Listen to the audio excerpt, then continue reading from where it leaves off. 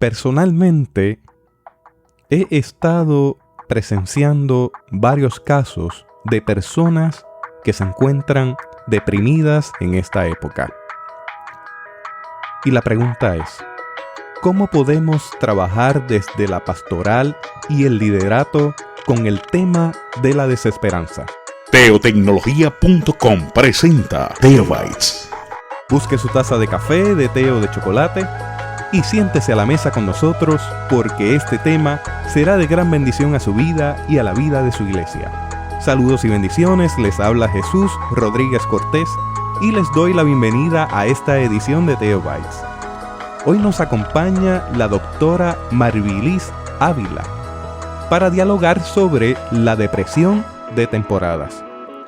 Marvilis posee un doctorado en psicología clínica. También posee una maestría en artes de religión.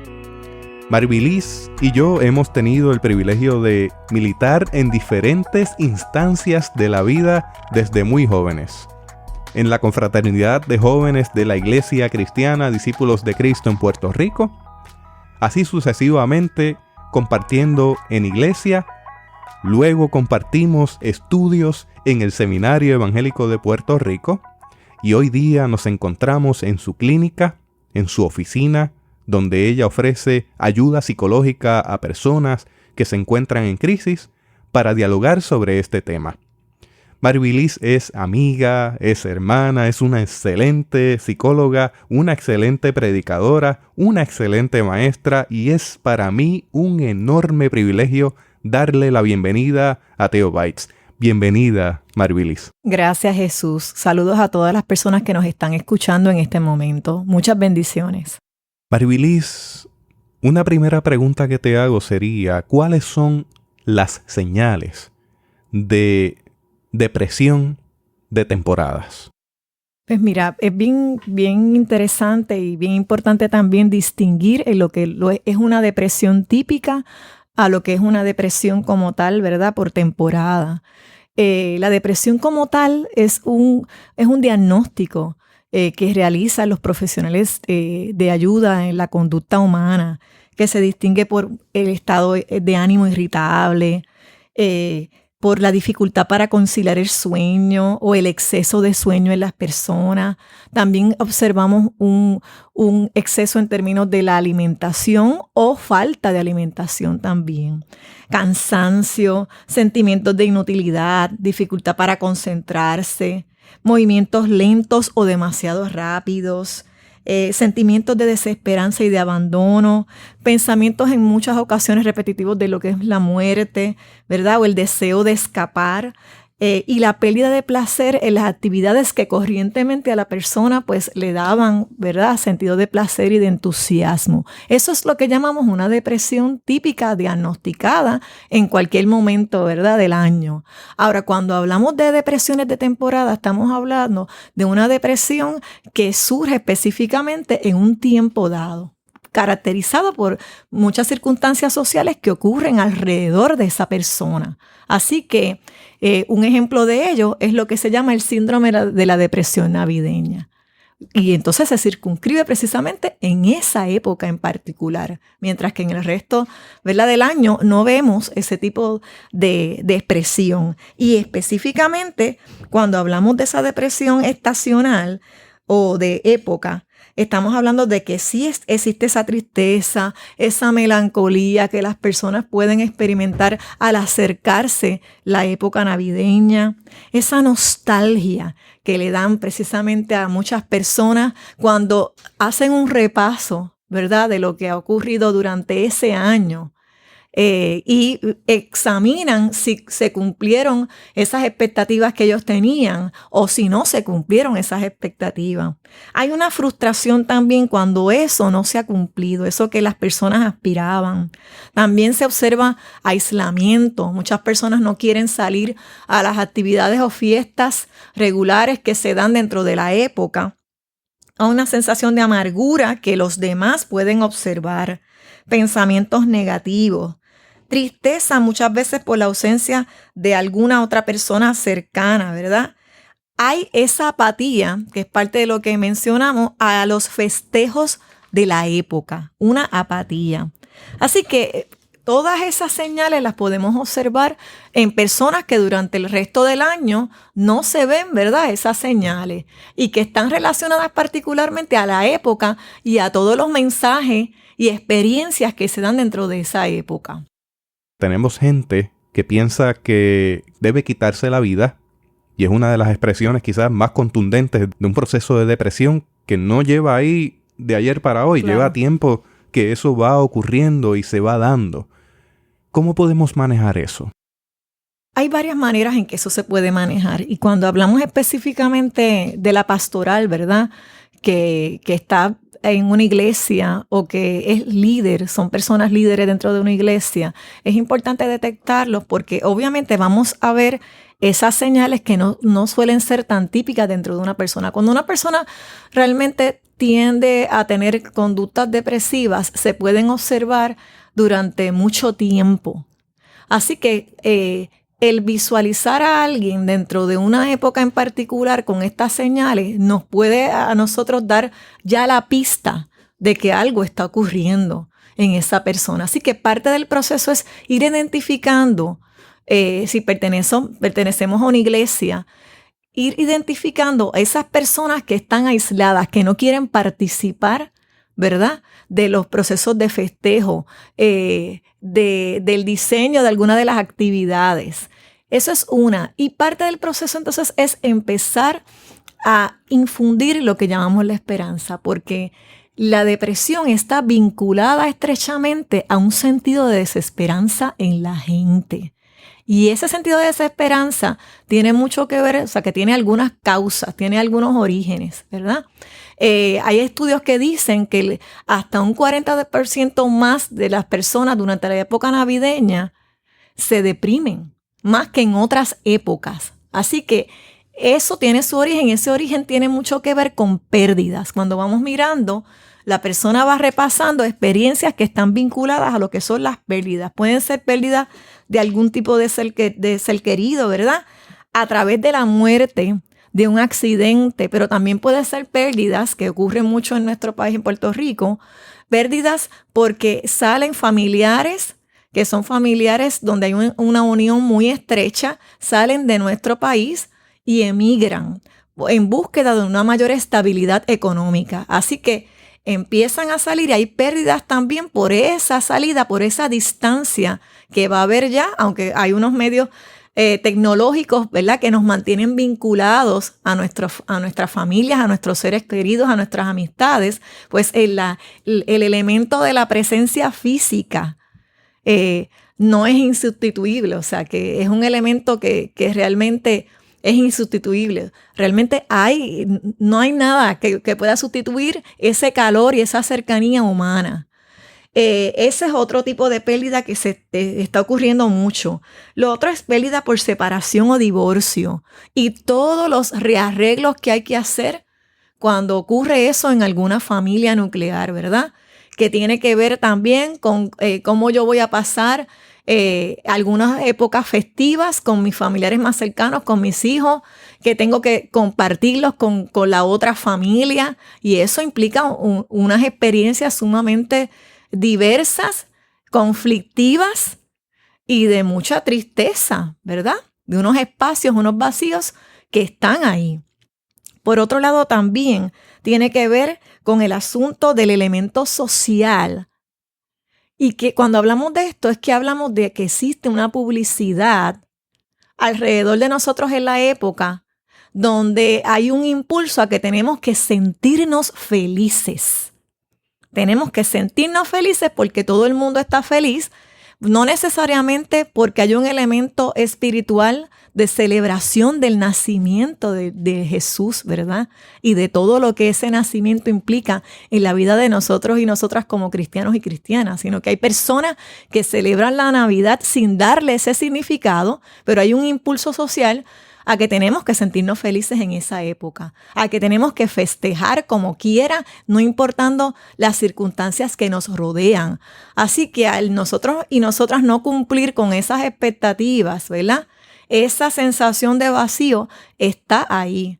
y hay que llenarla de alguna manera. Cuando no cumplimos con eso, nos podemos hundir en una depresión sumamente fuerte. Así que antes de hablar un poco sobre el asunto de cómo manejarlo, hay que mirar qué es lo que origina ese estado de tristeza y de desesperanza en la gente. Y el clero tiene esa función, ¿verdad? Las personas líderes dentro de una iglesia, es importante que puedan identificar esas señales en su feligresía o en las personas con quien comparten, aunque no sean pastores y pastoras, sino líderes de diferentes grupos. ¿Cómo yo identifico que cierta persona está atravesando por una situación difícil porque no se está manejando, no se está comportando de manera usual a cómo se comporta? Está aislado, está aislada, no quiere salir, no quiere compartir. Le vemos tristeza, le vemos el desánimo. Entonces, a mí me parece que el primer acercamiento es hacia esa misma persona de quien notamos esas señales. Ese abrazo, esa cercanía es clave al momento de empezar a trabajar porque esa situación de esa persona pueda cambiar. Fulanito, te veo un poquito aislado, no te vi en tal actividad, me gustaría que compartieras con nosotros. ¿Hay algo que me quieras decir? ¿Hay algo que quisieras compartir conmigo? En confianza estoy aquí, ¿verdad? Ese me parece que es como que el primer acercamiento. Esa parte es importante. Uno hace la pregunta entendiendo que nuestra función es escuchar. Más allá de ceremonial. Claro. La persona necesita que se le acompañe y se le escuche. Claro.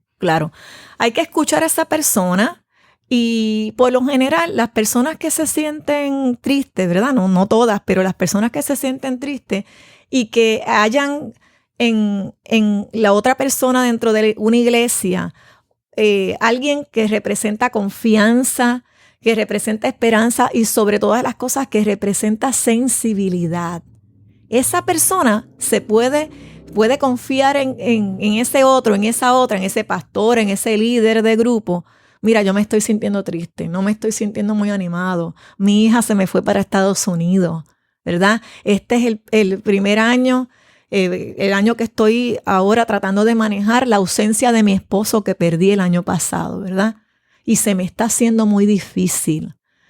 Hay gente que tiene la confianza porque observa en usted esa sensibilidad para escucharlo. Así que es esa exploración. ¿Dónde está la persona? Yo quisiera festejar. Otra de las razones por las que nos deprimimos es que no tenemos muchas veces físicamente la misma salud que teníamos en años anteriores. Y entonces yo quisiera festejar, pero ya no me puedo mover igual, ya no estoy guiando, ¿verdad? Y entonces es parte del proceso. En que tenemos que mirar el origen de esa tristeza y de ese desánimo en esa persona. ¿Cómo le podemos infundir aliento? Podemos hablarle de palabra, podemos hablarle de cómo Dios, ¿verdad?, restaura nuestro estado de ánimo. ¿Cómo podemos hacer propias esas promesas que Dios nos da en su palabra y las cumple a través de muchas otras experiencias que tenemos que hacer, que miramos en nuestra vida, donde Dios se ha fortalecido? Y precisamente esa es la celebración de las personas que somos cristianos y cristianas, ¿verdad?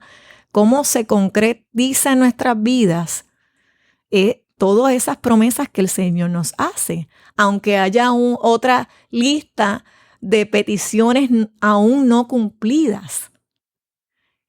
El otro día estaba, por ejemplo, yo compartiendo con algunas mujeres en un centro y precisamente el tema que estábamos compartiendo en conjunto era el tema de la esperanza.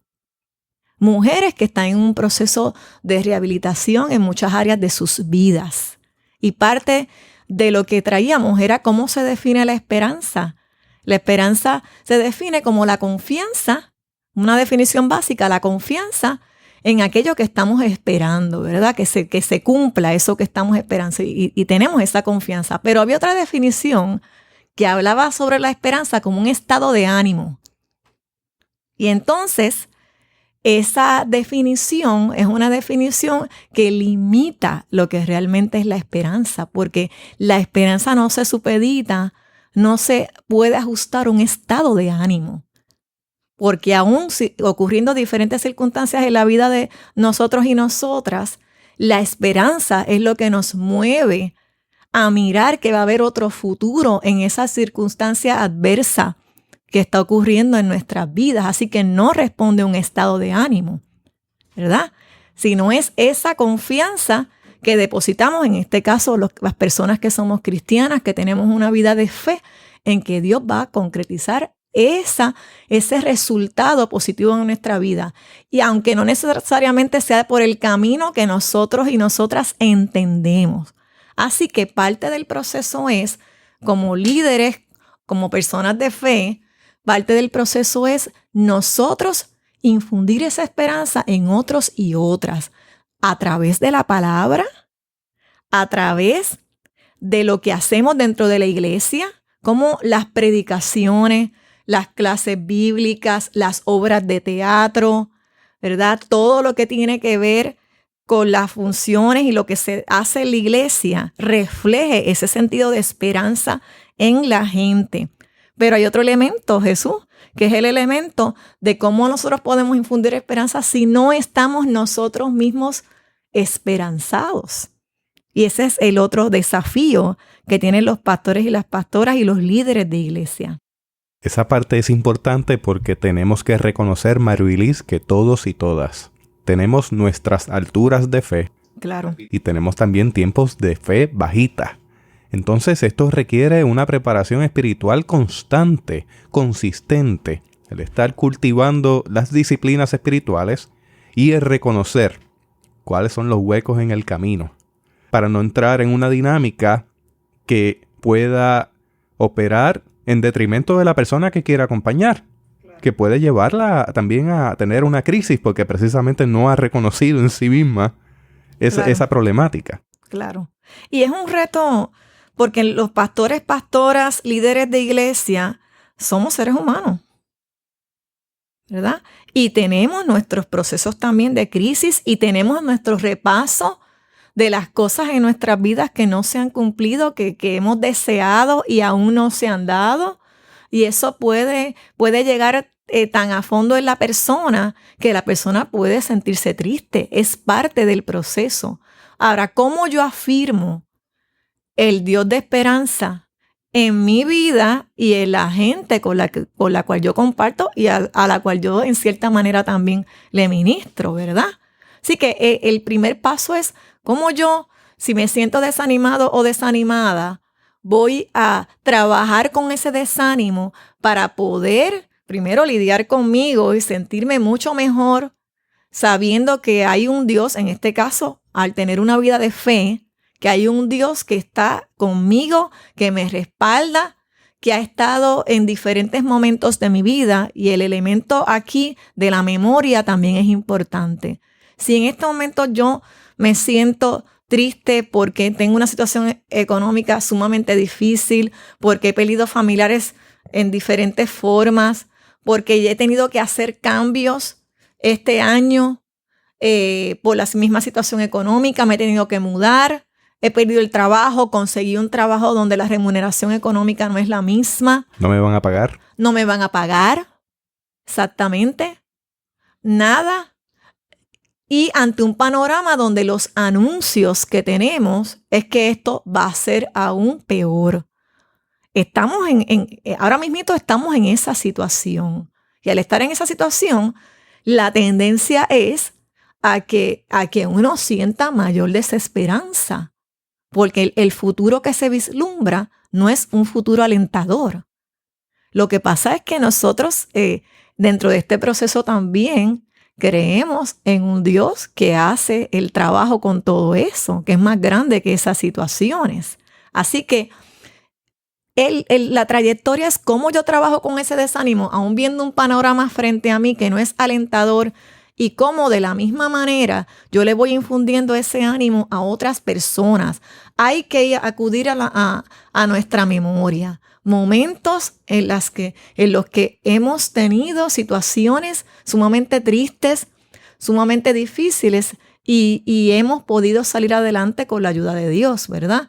Esos momentos hay que rescatarlos en nuestra memoria y hay que traerlos cuando estamos experimentando alguna situación difícil, de falta de esperanza, y cuando vemos en otros y en otras exactamente lo mismo, que están experimentando ese desánimo, ¿verdad? Que hay un panorama sumamente difícil en el cual no vemos de manera inmediata, no vemos esa respuesta. Así que es trabajarlo de esa manera. ¿Cómo manejamos a través de la pastoral estas distintas situaciones que hemos estado planteando? La pastoral es importante que primero mire cuáles de su feligresía, cuáles personas de su feligresía están presentando alguna de estas señales, que las puedan identificar, que los puedan reunir, que no sientan que tienen todo el peso de mantenerse todo el tiempo dándole únicamente su consejería. Quizá uno de los asuntos que es importante recalcarle a lo que es la pastoral es que uno de los recursos valiosísimos en su feligresía y cuando atienden a personas en su oficina pastoral es el del recurso del referido. Hay muchos pastores y pastoras que piensan que tienen que estar todo el tiempo, en toda ocasión, de una manera corrida, manejando la situación de crisis de su familia dentro de una iglesia. Una de las cosas que ocurre aquí, y hablando honestamente, es que yo entiendo que muchas personas le otorgan a la pastoral ese manto de la divinidad. Como representa la divinidad, lo puede solucionar todo. Claro. Psicológico, económico, situaciones donde a las 2 de la mañana se puede llamar a un pastor o pastora para preguntarle si debe comprar cierta cosa en cierto momento y si eso es correcto. O sea que se le ha conferido a la figura pastoral una carga muy grande, claro, que esa figura pastoral va a querer cumplir, porque lo hace con amor, lo hace en respuesta al llamado que Dios le ha dado a su vida para pastorear un pueblo. La situación es que en ocasiones no tiene todas las herramientas necesarias para trabajar todas las situaciones que vienen a su mano. Y eso tiene unas distintas implicaciones de las cuales vamos a hablar, pero ciertamente ese punto en que hacemos énfasis es importante. Hay que referir a tiempo y consciente de que ese referido es necesario, porque ya la figura pastoral o el líder laico que ha entrado en el juego ya llegó hasta donde podía llegar. Esta persona tiene la necesidad de algo más. Sí, es importante, bien importante eso, porque parte del proceso también de los pastores y pastoras es educar a su feligresía, ¿verdad? Y indicarles que ellos tienen unos límites en términos de darle el proceso de ayuda, pero que hay otros recursos dentro de su comunidad que pueden también entrar en el equipo de ayuda de esa persona que está atravesando cierta crisis y que tengan a esas personas de la mano con ellos y con ellas para cuando llegue el momento también de referir. Siempre yo les digo, hagan su banco de recursos de las personas que están preparadas, ¿verdad? Dentro de su iglesia y dentro de su comunidad. Hacer alianzas con la comunidad donde usted pastorea es bien importante porque ahí se pueden hacer esos lazos de referido y se puede dar seguimiento a las personas que están atravesando alguna crisis en particular. Siempre es importante distinguir, Jesús, entre lo que es un desánimo y una tristeza a lo que es una depresión como tal.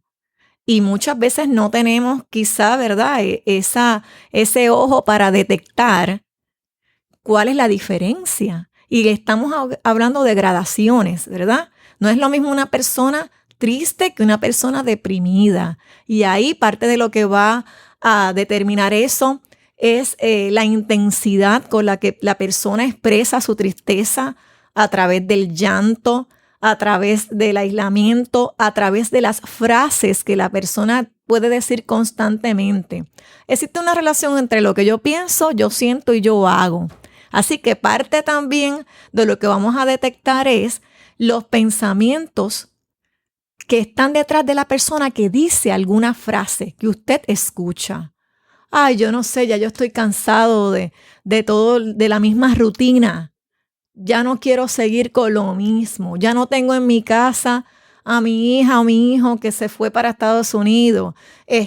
Ya perdí a mi esposo. Tengo dolor en todo el cuerpo. No me puedo mover. Apenas puedo salir. Entonces, esos son estados en la que situaciones reales que la gente vive.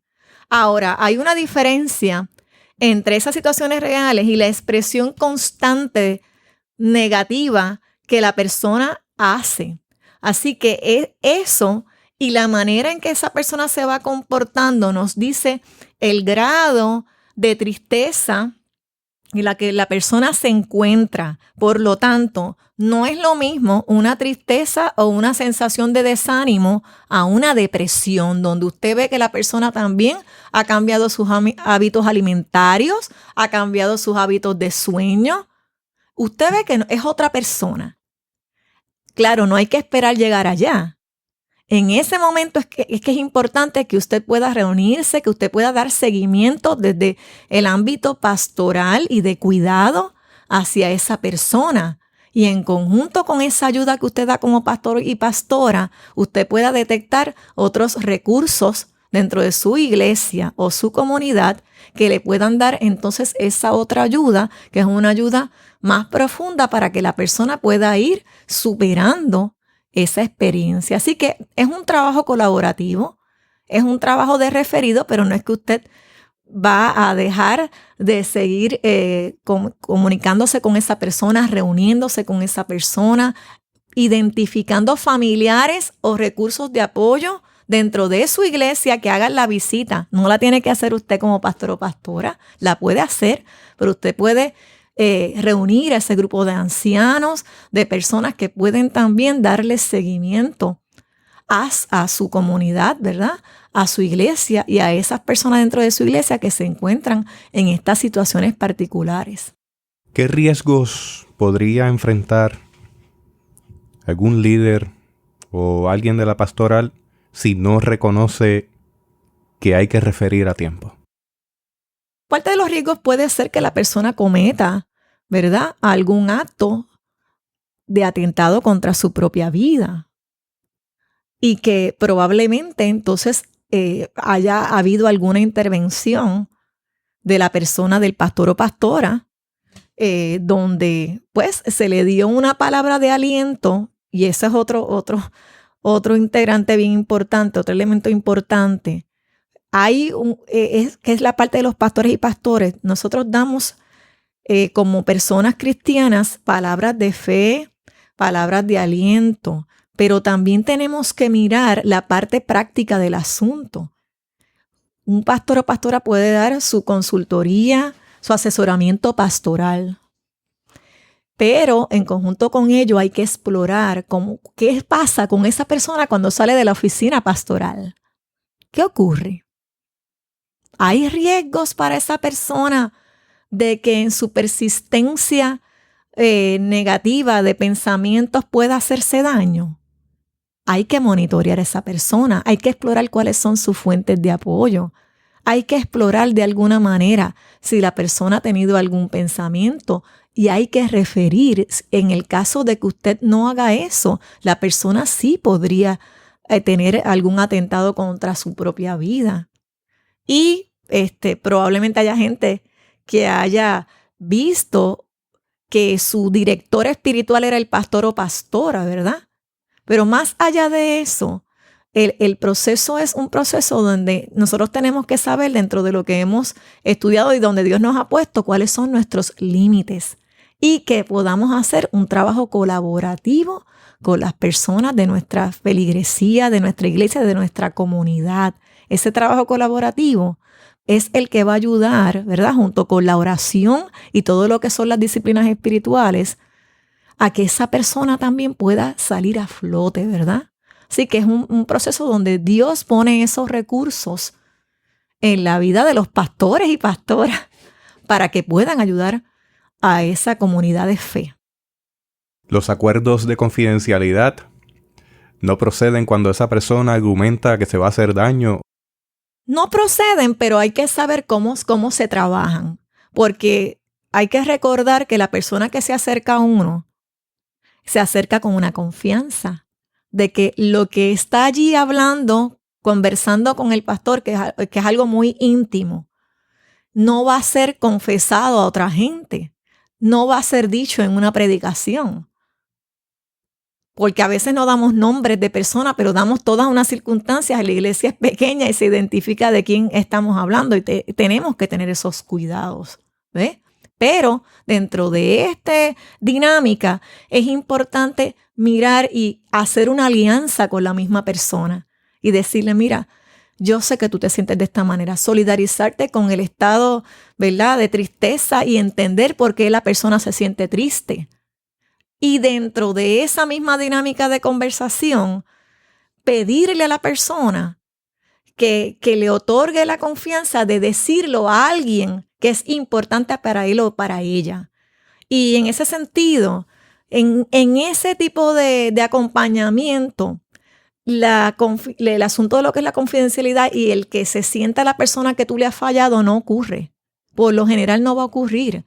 Porque en esa dinámica y en esa conversación de privacidad y confidencialidad, el mismo líder le puede decir a la misma persona que está, ¿verdad?, enfrentando su tristeza, mira, ¿tú crees que es posible que yo pueda llamar a alguien que para ti sea significativo y que podamos compartirle esta situación que a ti te aqueja para que esa persona te acompañe? Y por lo general, el que se sienta y habla con nosotros y con nosotras, esa persona está dispuesta a recibir la ayuda porque no quiere sentirse así.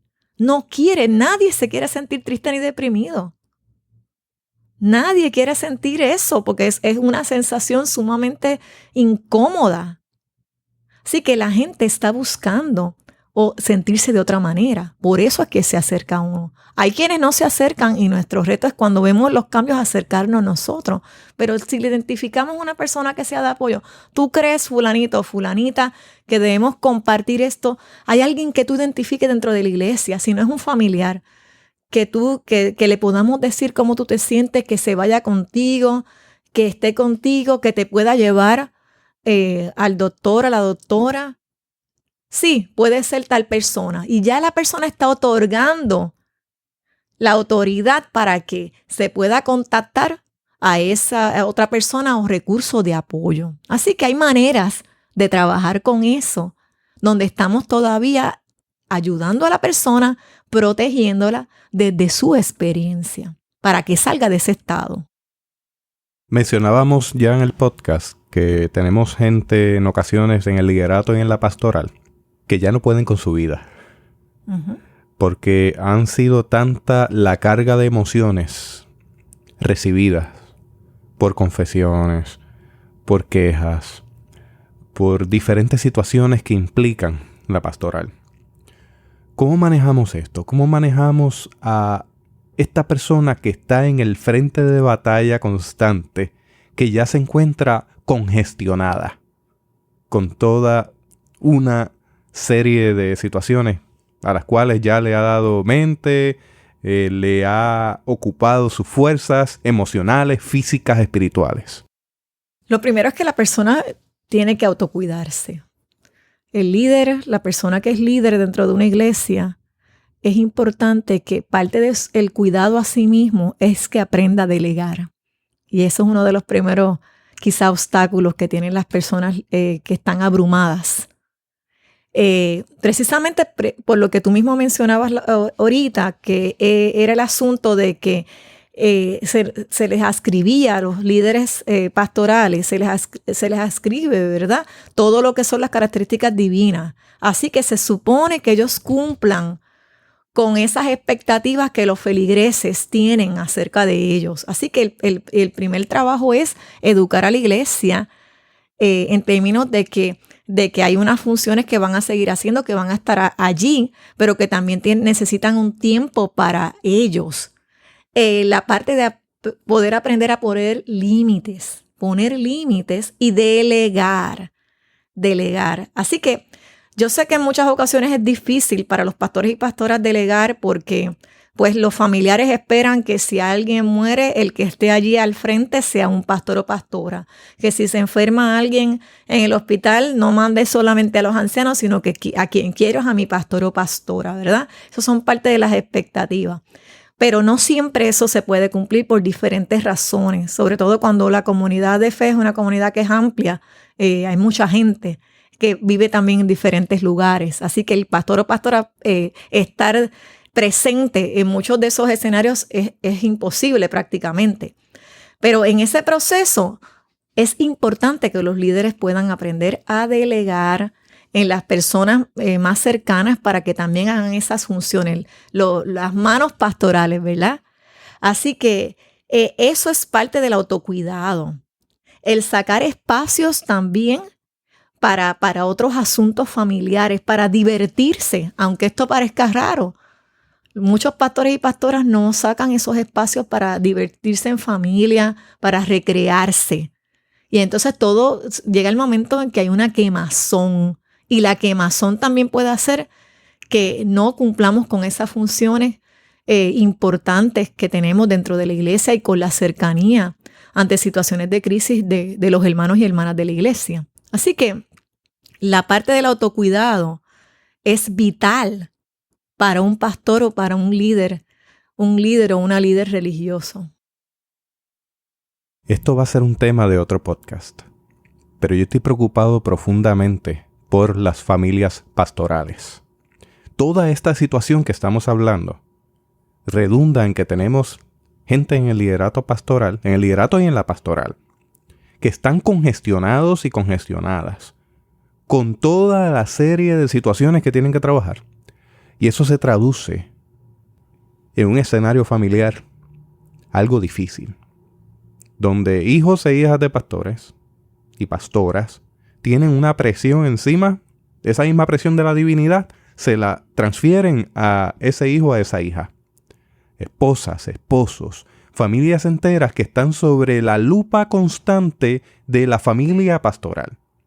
Yo voy a tratar este tema en otro podcast claro. Seriamente porque se habla muy poco de ello, pero hay que ver la cantidad de hijos e hijas que tienen una serie de resentimientos con la iglesia, con la pastoral, con el liderato, porque papá y mamá han sido consumidos en su pastoral, en el mejor deseo de cumplir con la voluntad de Dios. Yo voy a dejar ese tema sobre la mesa, no lo voy a tocar más, pero ya saben que tenemos una edición donde vamos a trabajar esto.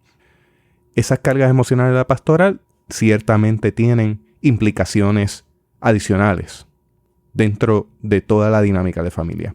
Barbili, ¿alguna palabra adicional? Muchas bendiciones a todas las personas que nos escuchan y que este año venidero sea de muchas cosas buenas para todos y todas. Dice la Biblia en el Salmo 40: pacientemente esperé a Jehová, y se inclinó a mí y oyó mi clamor, y me hizo sacar del pozo de la desesperación, del lodo cenagoso, puso mis pies sobre peña y enderezó mis pasos, puso luego en mi boca cántico nuevo, alabanza a nuestro Dios. Verán esto muchos y temerán y confiarán en Jehová. Afirmemos la esperanza. Amén, así sea.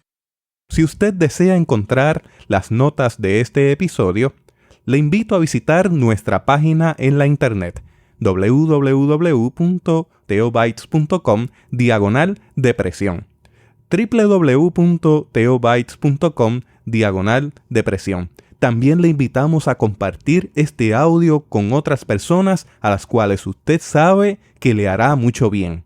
Tratemos estos temas de forma abierta, franca, diáfana, y hallaremos gran bendición para nuestra vida y las vidas de la gente que compone parte de nuestra comunidad de fe.